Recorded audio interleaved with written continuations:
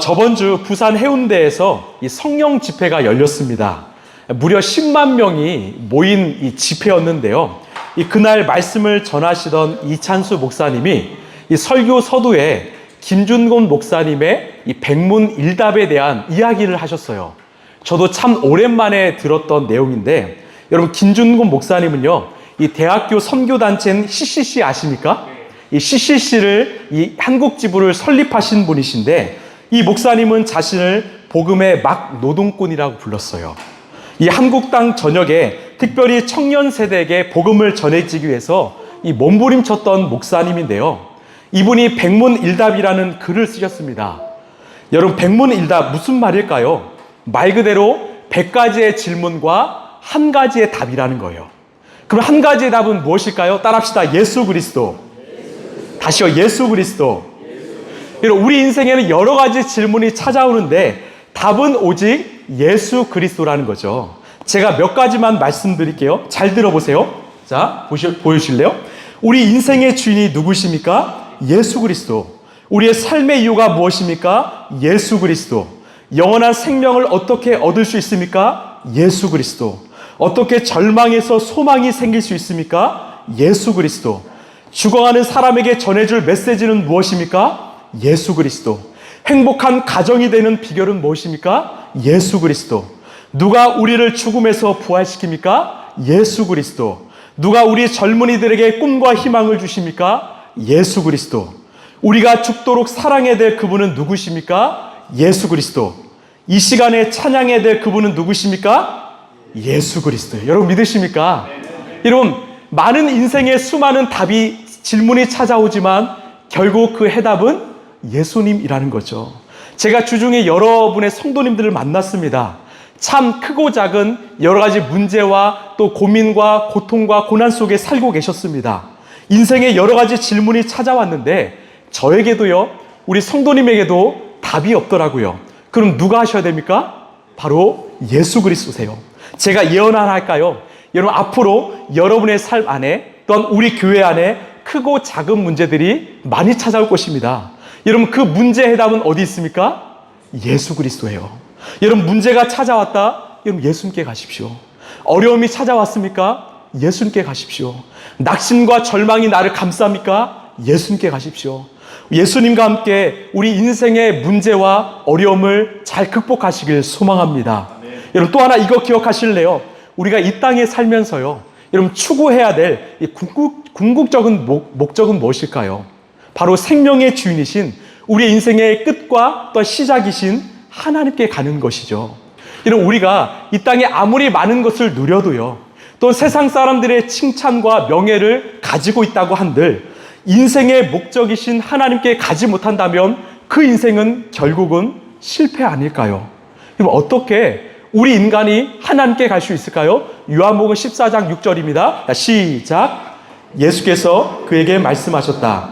나는 길이요 진리요 생명이다. 나를 거치지 않고서는 아무도 아버지께로 갈 사람이 없다. 이런 하나님께 갈 방법은 오직 예수님밖에 없다라는 거죠. 여러분 믿으십니까? 이렇게 짧고 간결한 진리를 모르는 사람들이 너무나 많습니다. 심지어 우리 교회 안에도, 한국 교회 안에도 머리로는 이것을 알지만 진심으로 믿지 못하는 사람들이 너무나 많다라는 거죠. 저는 소망합니다. 우리 라이프처치 성도님들이 진심으로 예수님을 믿게 되길 소망합니다. 길이요 진리요 생명이신 예수님, 우리 인생의 정답이신 예수님을 주인 삼아서 날마다 승리하는 저와 여러분에게 간절히 소망합니다. 우리가 함께 오늘 나눌 부분은요, 이 에베소서의 하이라이트 결론입니다. 이 결론 부분이 사도 바울이 에베소서를 쓰고자 했던 이 결정적인 이유인데요. 지금 바울은요, 1장에서 3장까지는 하나님이 왜 이 땅에 교회를 세우셨고 교회를 통해서 무슨 일을 하실지를 기록했어요. 무엇 때문에 세우셨을까요? 바로 구원이지요. 우리 인생의 구원, 또 이 세상의 구원이지요.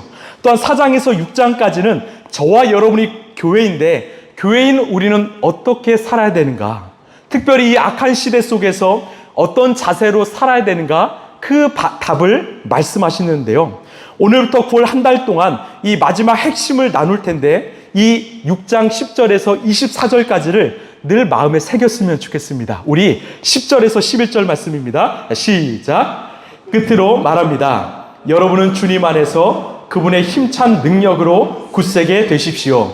악마의 관계에 맞설 수 있도록 하나님이 주시는 온몸을 덮는 갑옷을 입으십시오. 아멘. 자, 이 10절에서 11절 말씀이 교회는 무엇인가에 대한 분명한 정의예요. 여러분, 교회는 무엇일까요? 첫 번째는 주 안에 있는 공동체입니다. 즉 예수님 안에 있는 공동체죠. 두 번째는 예수 그리스도의 힘찬 능력으로 굳세어지는 공동체예요. 즉 주님의 능력을 받아서 강해지는 공동체죠. 세 번째로는 악마의 관계에 맞서 싸우는 공동체입니다. 즉 마귀를 대적하는 공동체고요. 네 번째로는 하나님이 주시는 전신갑주를 입는 공동체예요. 즉 하나님이 보호하시는 공동체라는 거죠. 여러분, 이것이 교회입니다. 단순히 교회가 우리끼리 모여서 예배하고 교제를 나누는 것을 넘어서서 여러분, 세상 한가운데서 주님의 능력을 경험하고 악한 마귀를 대적하고 하나님의 보호하심을 경험하는 공동체가 바로 교회라는 것입니다. 여러분, 믿으십니까?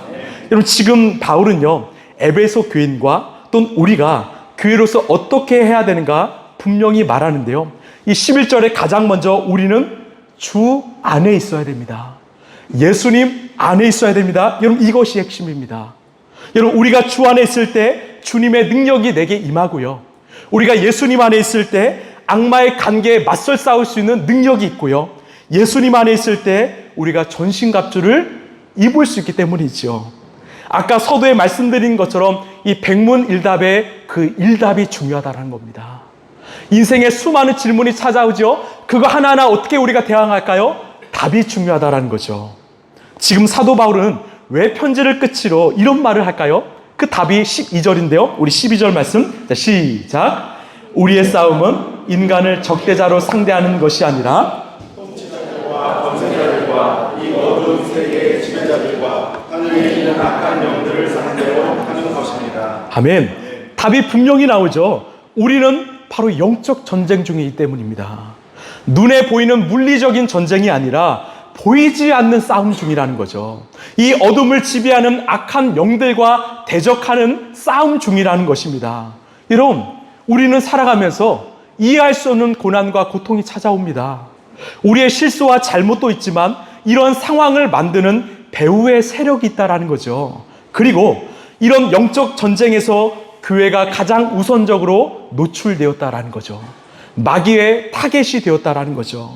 여러분, 마귀도요, 이 분별력이 있더라고요. 우리에게도 영적 분별력이 있죠. 여러분, 있으십니까? 다 있길 소망합니다. 다 있는데 이 마귀도 분별이 있어요. 여러분, 마귀가 공격하는 대상은 누굴까요? 평소에 하나님을 찾지 않고 그냥 늘 무너지고 늘 그냥 세상을 좋아하는 그런 사람을 찾아 공격할까요? 아닙니다. 그런 사람은요, 알아서 넘어지기 때문에 그냥 공격하지 않아요. 그런데 마귀의 공격의 대상은 바로 하나님 앞에서 온전히 살아가는 성도요. 하나님 앞에 간절히 기도하는 성도요. 하나님과 동행하는 성도요. 우리가 예수님을 믿으면 믿을수록 더 많은 공격이 우리의 삶 가운데 찾아오는 것이죠. 왜? 그 한 사람은요, 단순히 한 사람이 아니기 때문입니다. 그 한 사람을 통해서 선한 영향력을 받는 수많은 사람들이 있기 때문에 그 한 사람을 넘어뜨리면 많은 사람들이 무너지고 교회 공동체도 무너진다라는 것을 마귀는 분명히 알기 때문이죠. 여러분, 이 싸움이요, 참 쉽지 않습니다. 왜냐? 이 12절을 이 유진 피터슨이 쓴 메시지 성경에서 이렇게 의역했는데 우리 함께 읽어볼까요? 시작. 그 무기를 활용해서 마귀가 여러분의 길에 던져놓은 모든 장애물에 용감히 맞서십시오.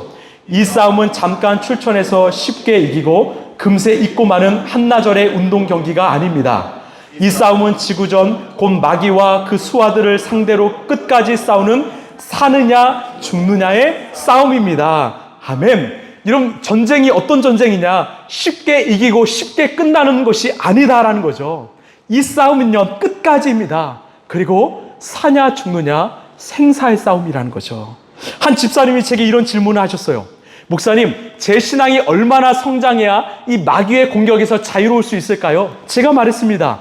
집사님, 죄송하지만 그 공격 쉽게 끝나지 않습니다. 마귀는 오늘 또 집사님을 무너뜨리기 위해서 열심히 빈틈을 찾아 노릴 것입니다. 아마 집사님이 이 땅에 사시는 동안 계속될 것입니다. 또 물으셨어요. 그럼 마귀는 어떤 공격을 주로 사용합니까? 제가 말했지요. 집사님, 마귀는 우리를 무너뜨리기 위해서 모든 수단과 방법을 가리지 않고 사용할 것입니다. 그렇습니다. 특별히 이 시대의 마귀는요, 미디어와 인터넷과 또한 SNS를 통해서 우리를 공격하고 있지요. 우리의 삶을 흔듭니다. 우리의 자녀들의 삶을 흔들지요. 또한 우리의 가정을 흔들어 놓고 있습니다. 또한요, 하나님이 주신 그 아름다운 성을 왜곡하는 이 동성애를 통해서 우리의 성 정체성을 훼손시키고 있습니다. 많은 젊은이들이 흔들리고 있지요. 또한 심지어 교회 안에서도요, 왜곡된 복음, 다른 복음을 통해서 예수님이 아니라 다른 것을 바라보고 의지하게 만듭니다.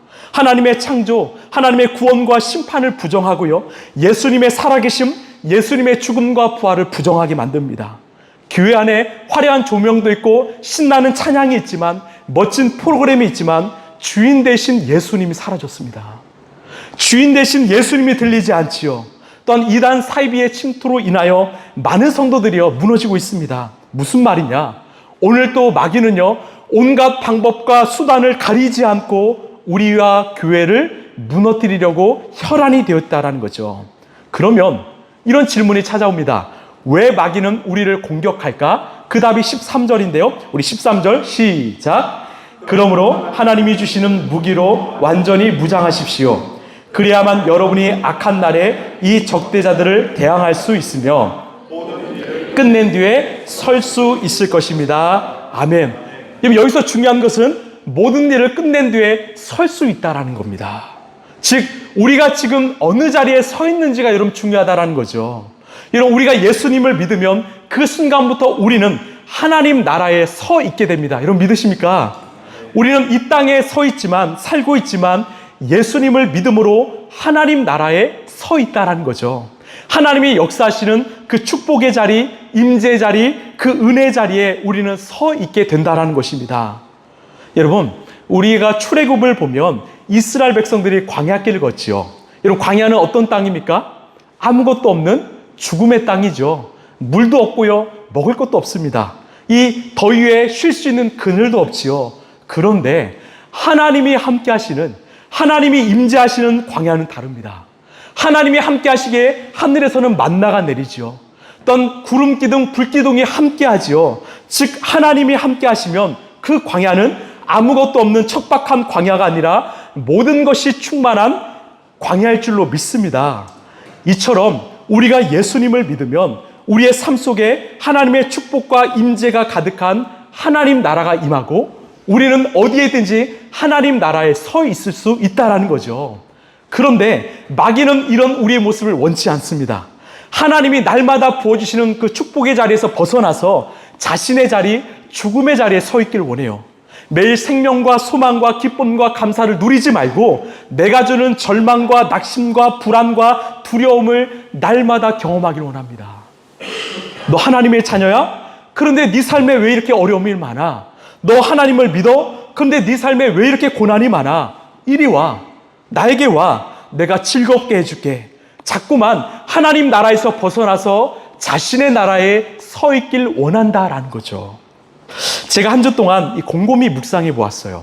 이 마귀는 우리를 무너뜨리기 위해서 다양한 방법을 사용하는데 결국 핵심은요, 우리 마음을 무너뜨리는 거예요. 우리 마음을 무너뜨리고 싶습니다. 왜냐? 잠언서 4장 23절입니다. 시작. 그 무엇보다도 너는 내 마음을 지켜라. 그 마음이 바로 생명의 근원이기 때문이다. 여러분 아멘이십니까? 우리의 마음이요, 생명입니다. 여러분 그렇지 않습니까? 내 마음이 무너지면 우리는 생명이 아니라 죽음을 경험하죠. 이 한편밖에 되지 않는 이 마음 속에 생명이 있고 죽음이 있지요. 이 하나님의 임재 연습을 쓴 로렌스 형제가 한 이야기인데요. 여러분 로렌스 형제 들어보셨습니까? 이 수도원의 요리사였어요. 그가 요리를 하는데 얼마나 은혜롭게 하는지 그 요리를 하는 모습을 통해서 이 사람들이 은혜를 받았습니다. 그가 요리를 마치고 나면 하나님께 기도했어요. 이 요리를 잘 마치게 해주신 하나님께 감사합니다. 남은 시간은 하나님의 임재 동행을 위해서 애썼던 이 수도사였습니다. 그가 이런 얘기를 했습니다. 하루는 마귀가 자신이 사용하는 도구를 이 바겐세일에 했다는 이 광고를 냈습니다. 호기심이 많은 사람들이 어떤 도구를 마귀가 파는가 가서 보았는데 이 다양한 도구가 있더라고요. 증오, 시기, 질투, 의심, 거짓말, 음란, 교만 등 이 마귀가 잘 사용하는 도구들이 참 많았습니다. 거의 새 것처럼 보였어요.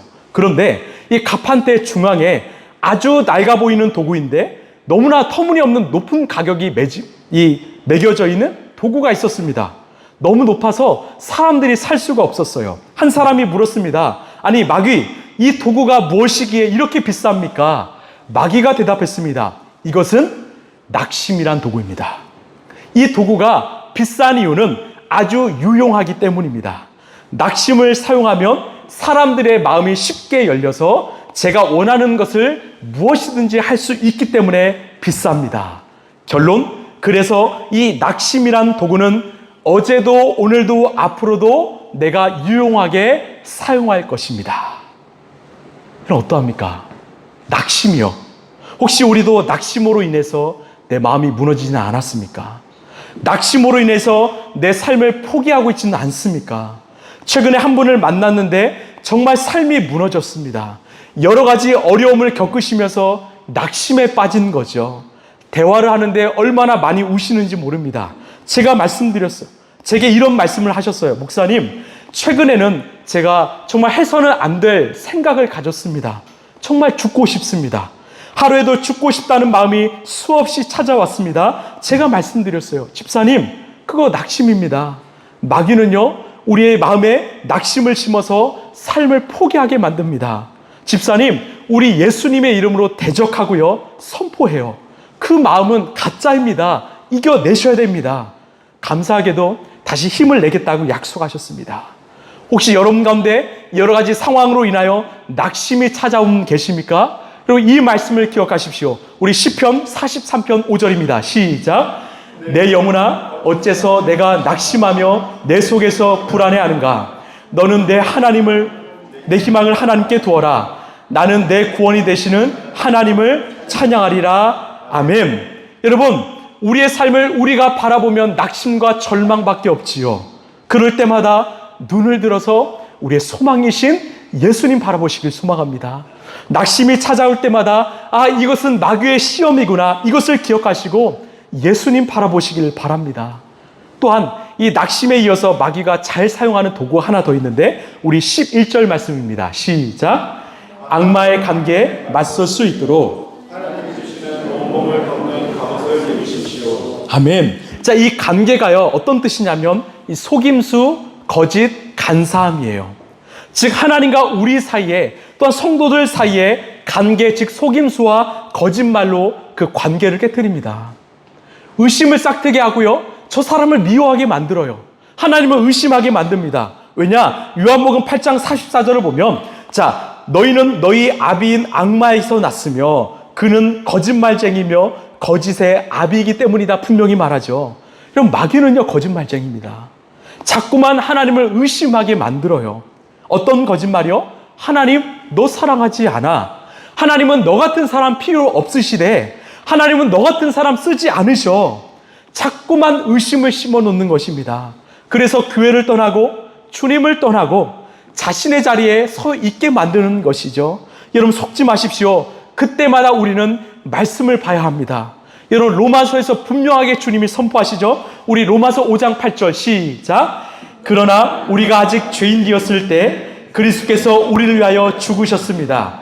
이리하여 하나님께서는 우리들에게 자기의 사랑을 실증하셨습니다. 아멘. 로마서 8장 1절 2절입니다. 시작. 그리스도 예수 안에 있는 사람들은 정죄를 받지 않습니다. 그것은 그리스도 예수 안에서 생명을 누리게 하는 성령의 법이 당신을 죄와 죽음의 법에서 해방하여 주셨기 때문입니다. 여러분 믿으십니까? 여러분 믿으십니까? 여러분 진실로 믿으시길 바라요. 우리가 감정에 따라 신앙생활하면 늘 흔들립니다. 상황이 흔들리죠. 우리 기독교는 말씀의 종교이죠. 하나님의 말씀을 내가 진리로 삼아 믿고 나간다면 아무리 상황이 어려워도 우리는 말씀 가운데 계시는 예수님과 함께 흔들리지 않고 나갈 수 있다는 거죠. 이런 우리 예수님이요, 오늘 또 우리를 위해서 아낌없이 은혜와 사랑을 베풀고 계십니다. 여러분 믿으십니까? 우리 예수님이요, 우리를 살리고자 십자가에 위해서 물과 피를 쏟으셨지요. 우리를 사랑하시기 때문에 오늘 또 여러분 한 사람 한 사람 마음 가운데 찾아오시고 또 찾아오신다라는 거죠. 우리가 영적으로 깨어있지 않으면 늘 우리는 이 사랑을 의심합니다. 마치 눈앞에 사냥꾼이 있음에도 불구하고 내 눈을 가리워서 사냥꾼이 없다고 생각하는 그 꿩처럼요. 하나님의 살아계심, 하나님의 사랑은 진짜이고 실제인데 내가 눈을 가리워서 그 하나님이 없다고 만들고 하는 그 마귀의 여러분 의심을 여러분 이기시길 소망합니다. 기도도 마찬가지예요. 교회를 다니시는데 이 기도가 안 된다고 생각하시는 분들이 많습니다. 아니요. 기도야말로 하나님이 우리에게 주신 놀라운 축복이고 특권이죠. 여러분 우리가 어떻게 기도할 수 있습니까? 구약시대는 우리가 직접 주님께 나아갈 수 없었어요. 제사장을 통해서만 나아갔지요. 우리가 직접 하나님께 나아갈 수 없었습니다. 그러나 예수님이 십자가에 못 박혀 돌아가실 때 지성소를 막고 있는 휘장이 위에서 아래로 찢어졌지요. 여러분 사람이 찢었다면 아래에서 위로 찢어졌겠지요. 바로 예수님이 찢으셨습니다. 예수님의 십자가의 죽으심으로 말미암아 하나님과 우리 사이에 막혀있는 담이 허물어진 것이죠. 그때부터 우리는 직접 하나님께 나아갈 수 있습니다. 예수님을 통해서 우리는 직접 하나님과 만날 수 있고 대화할 수 있게 되었다라는 거죠. 여러분 이게 기도입니다. 그래서 기도는 축복이에요. 특권이죠. 이 축복을 놓치지 마십시오. 이 특권을 마음껏 활용하십시오. 여러분 그래서 오늘부터 여러분 낙심하지 마십시오. 의심이 찾아오면 예수님 그 말씀 앞으로 나아가십시오. 내 마음을 지키십시오. 오늘의 결론입니다. 어떻게 해야 우리의 마음을 흔드는 마귀의 시험에서 우리가 승리할 수 있을까요? 영적 전쟁에서 승리할 수 있을까요? 우리 10절입니다. 시작. 끝으로 말합니다. 여러분은 주님 안에서 그분의 힘찬 능력으로 굳세게 되십시오. 아멘. 바로 예수님 안에 거하면 됩니다. 예수님과 날마다 동행하면 되지요. 그때요, 이 싸움은 마귀와 우리의 싸움이 아니라 예수님과 마귀의 싸움이 되는 거예요. 결론은 났지요? 이것은 말도 안 되는 싸움이죠. 이미 마귀는 패배했습니다. 예수 그리스도의 그 십자가의 승리로 마귀는 패배했지요. 그래서 우리는 날마다 승리할 수 있는 것입니다. 제가 이 영적 전쟁을 생각하면 늘 이 생각나는 이야기가 하나 있습니다. 이 하루는 이 종교개혁자 마틴 루터의 제자들이 루터를 찾아갔습니다. 선생님은 어떻게 해서 날마다 마귀의 시험에서 싸움에서 늘 승리하십니까? 루터가 말했어요. 예전에는 나도 번번이 마귀에게 지곤 했어. 그런데 내가 예수님을 잘 믿고 예수님을 주인 삼고 예수님과 동행하니까 어떻게 되었는지 아니? 마귀가 내 마음의 문을 똑똑똑 두드리면 예수님이 대신 문을 여셔. 그리고 마귀가 여기 루터 살지요? 그러면 예수님은 예전에는 루터가 주인이었는데 이제는 내가 주인이다. 그 소리를 듣고 마귀는 놀래서 도망가. 이것이 바로 내가 영적 전쟁에서 승리하는 비결이야. 여러분 이 말씀을 기억하십시오. 요한일서 5장 18절입니다. 시작. 하나님에게서 태어난 사람은 누구든지 죄를 짓지 않는다는 것을 우리는 압니다. 하나님에게서 태어나신 분이 그 사람을 지켜주심으로 악마가 그를 해치지 못합니다. 아멘. 여러분 믿으십니까? 하나님에게서 태어나신 분 바로 예수 그리스도께서 우리를 지키심으로 마귀가 우리를 해치지 못한다라는 거죠.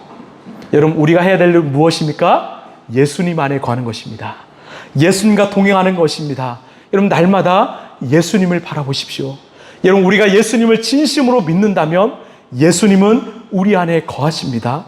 우리와 함께 하시고 날마다 승리를 주시라 믿습니다. 말씀을 마무리합니다. 이 어린 다윗이 거대한 블레셋의 장수인 골리앗 앞에 섰습니다. 그때 뭐라고 했는가? 우리 사무엘상 17장 47절 함께 읽어볼까요? 시작. 이곳에 있는 모든 사람들도 여호와께서 자기 구원하는 데 창이나 칼이 필요치 않음을 알게 될 것이다. 전쟁은 여호와께 속한 것이므로 그분이 너희를 우리 손에 넘겨주실 것이다. 아멘. 여러분 전쟁은 누구에게 속해 있습니까? 바로 하나님께 속해 있습니다. 영적 전쟁이요? 하나님께 속해 있지요. 하나님이 우리의 삶을 다스리기 때문에 여러분 어떤 삶이든지 우리는 하나님께 속해 있습니다. 축복이요 하나님께 속해 있습니다. 전쟁이요 하나님께 속해 있습니다. 우리 인생이요 하나님께 속해 있습니다. 여러분 믿으시길 바랍니다. 그 하나님이 우리를 책임지십니다. 그렇기 때문에 우리가 맡겨드리길 원해요. 내가 진정으로 예수님 믿는다면 우리는 영적 전쟁도 마귀의 역사도요 두렵지 않습니다. 앞으로 어떤 시험이 찾아올까 겁내지 않습니다. 왜? 승리하신 예수님이 내 안에 계시기 때문이죠. 십자가의 죽음과 부활로 승리하신 예수님이 내 인생의 주인 되시기 때문이죠. 그 예수님이 내 인생을 책임지시기 때문이죠. 여러분 믿으십니까? 여러분 그분을 믿으십시오. 그 일답을 믿으십시오. 우리 예수님과 함께 예수님 충만함으로 예수님과 동행함으로 날마다 승전보를 외치는 우리 라이프처치 성도들 되시길 간절히 소망합니다.